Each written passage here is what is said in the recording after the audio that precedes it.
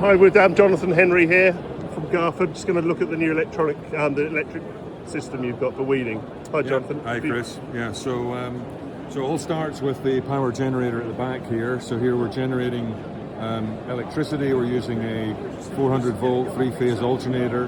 That feeds into our power electronics system, and that's where we do all the clever management. So everything here is actively managed. We're actively managing the voltage and the current flow, and we are feeding 12 electrodes in 6 pairs. So that's on the front end of the machine. Yep. The front end of the machine here, we've got an architecture, and I'll just cover that first. So first of all, this is kind of standard Garford fray, comes from our in-row technology. So we've got a side shift or free shift system here, a bridge frame, front axle with steering, disc steer, and hydraulic leveling. And that's all guided off the camera in front. Okay. So we precisely steer that down the inter-row. And this particular machine here is equipped with our new RoboCrop AI system, which was first systems went into the market also in 25. But then if we look at this frame here, then everything below the safety insulation system here is new and specific to the electric weeder application.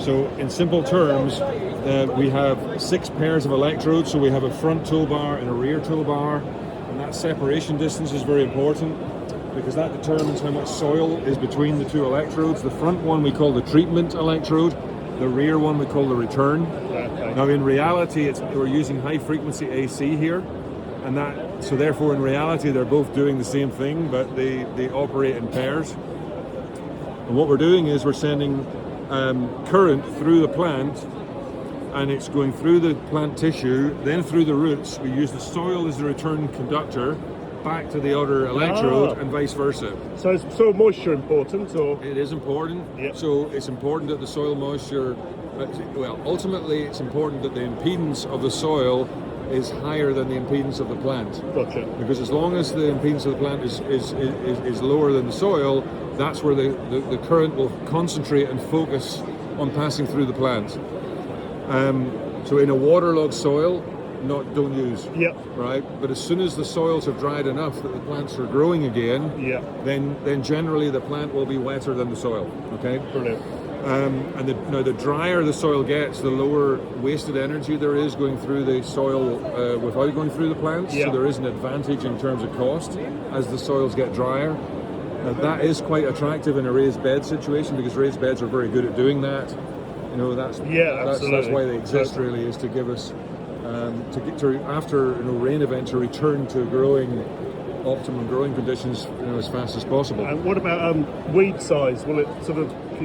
So we can kill big weeds as well as small weeds. The energy content is proportionate to the biomass. Okay. So the more weed there is, then the more energy and the more time it takes to treat it. So what happens is the electricity passes through the plant cells. It warms the moisture in the cell, and it pops the cell membrane, and then the plant desiccates, including the root. Oh, brilliant. Excellent. So we get a systemic kill. So it's the only non-chemical treatment that we've found to date that truly is systemic and gives you that, effect that farmers globally have become accustomed to with chemistry. Brilliant. So in simple terms, we're using physics instead of using chemistry.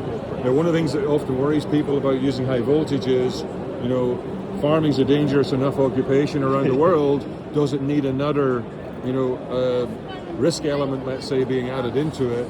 And that's why the root wave technology we're using here is special. And that's because this uses very high frequency AC. And that high frequency, 18 kilohertz, that high frequency is orders of magnitude safer than other high voltage electric systems, be that DC or low frequency AC. So it doesn't make it completely safe because there's high power here. Yep. So although this high frequency at these power levels will not cause a cardiac event, okay, but they will still burn you. So if you touch this, when it's powering and there's a route through the bystander that touches it, then so it's. But then if you have a reciprocating knife on a combine, you put your fingers in it, you're still going to cut. That, yeah, exactly. Right? But we think it normalizes the risk back to something that's manageable, as opposed to being something that becomes very, very difficult to manage. And it's a sort of price band they're looking at for these? Is there sizes?